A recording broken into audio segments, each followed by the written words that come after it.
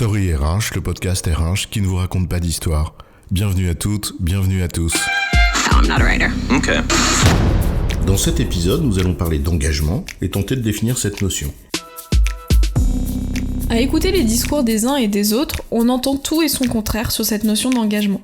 Certains nous diront que nous autres, la jeune génération, nous ne sommes plus engagés, que nous ne nous intéressons plus à rien. Oui, et pendant ce temps-là, d'autres vont nous démontrer que les gens sont aussi capables de s'engager pour des causes qui leur tiennent à cœur. Ouais, tu as raison, les études se succèdent pour affirmer que les salariés et le management intermédiaire sont désengagés de leur entreprise. Oui, et d'autres études nous montrent qu'ils sont impliqués dans leur travail et souvent mus par l'amour du métier. Bref, l'engagement est une notion complexe et protéiforme. Alors de quoi parle-t-on vraiment quand on parle d'engagement ? C'est quoi l'histoire ? Avant toute chose, il convient de distinguer l'engagement des notions de motivation et d'implication qui sont d'autres sujets. Ces différentes notions ne sont pas interchangeables, même si évidemment elles sont liées. On peut être motivé sans pour autant être engagé. Oui, certes, mais en revanche, c'est difficile d'être engagé sans être motivé. En fait, l'engagement pour quelque chose, c'est la combinaison de la motivation pour ce quelque chose et d'une réelle implication émotionnelle, et ça, dans la durée. Oui, dans la durée, oui, mais pas forcément de manière égale pour tous les sujets. On peut être très engagé dans une vie associative riche, par exemple, ou alors dans sa vie de famille, dans sa vie de quartier, pour une cause en particulier qui nous tient à cœur, mais pas dans son travail, ou vice-versa. L'engagement peut avoir finalement différents objets. D'ailleurs, le besoin de sens, allié à une certaine forme de défiance envers l'entreprise, ça conduit à ce que certaines personnes qui souhaitent s'engager pour donner du sens à leurs efforts, le fassent plutôt en dehors du cadre institutionnel de l'entreprise, plutôt que dans l'entreprise. Et une personne engagée dans son entreprise peut aussi ne pas l'être sur telle ou telle mission particulière qui lui a été affectée. Les travaux de Meyer et Herskovitch, par exemple, en 2001, montrent qu'au sein même de l'entreprise, l'engagement des personnes peut revêtir différentes formes. Ça peut être le projet d'entreprise, le métier qu'on exerce, l'amour du métier, la reconnaissance des pairs, etc.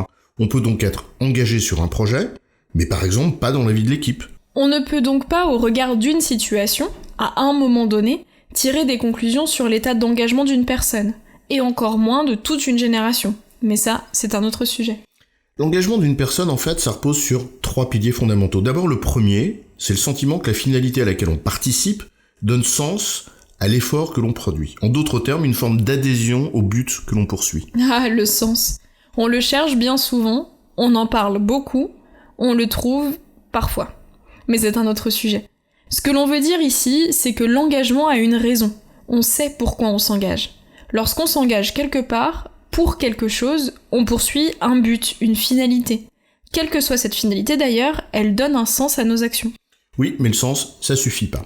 Si on a l'impression que la cause est trop grande, qu'on ne peut rien faire, que de toute façon on se sent impuissant, qu'on n'arrivera pas à apporter notre contribution, notre écho, bref que c'est peine perdue, on ne s'engage plus.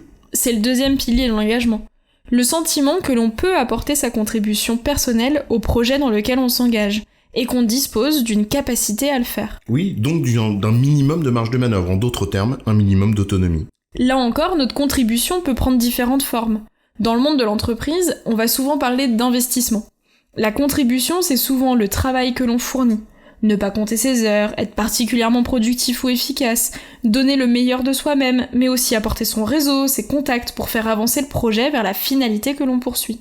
Et enfin, le dernier pilier de l'engagement, c'est le sentiment qu'on en tirera une juste récompense, morale et financière.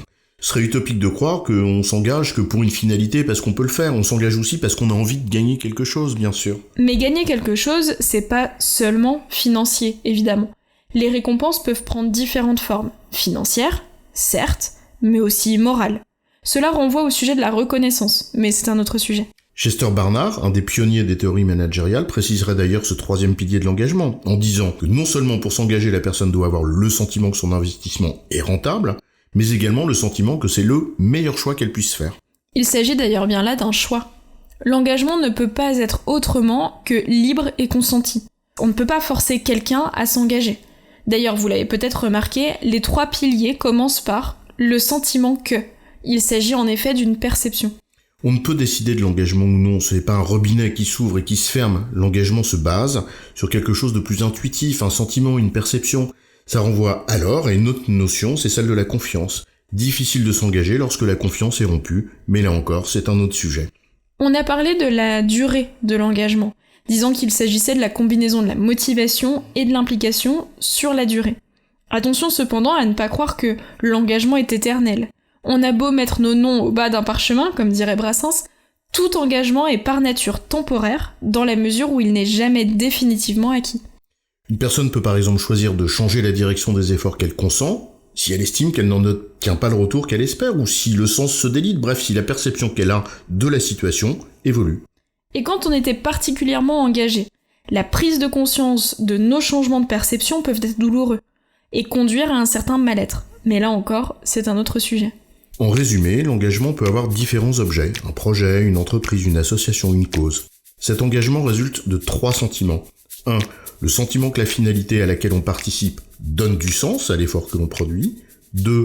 Le sentiment que l'on peut y apporter sa contribution personnelle et donc qu'on a un minimum d'autonomie pour le faire.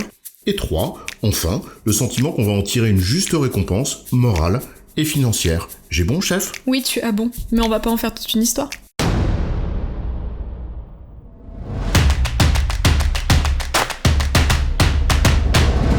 Story RH, le podcast RH qui ne vous raconte pas d'histoire.